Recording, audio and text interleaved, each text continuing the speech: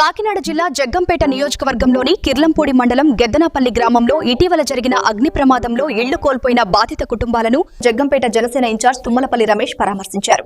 అగ్ని ప్రమాదంతో చక్రాంతి అమ్మిరాజు, చక్రాంతి ప్రసాద్ కుటుంబాలకు చెందిన తాటాకుల ఇళ్లు పూర్తిగా దగ్ధమయ్యాయి. ఈ ప్రమాదంలో ఇంట్లో దాచుకున్న 2 లక్షల రూపాయల నగదు, భూమికి సంబంధించిన కీలక దస్తావేజులు పూర్తిగా కాలిపోయినట్లు బాధితులు వాపోయారు.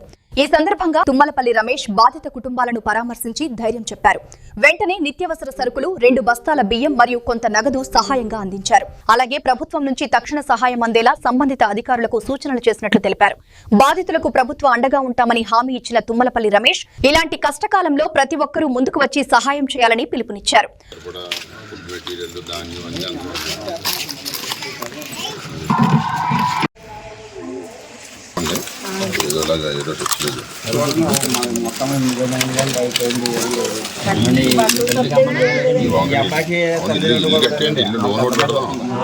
హౌసింగ్ లోనే పెడదాం, ఇల్లు కూడా కట్టండి.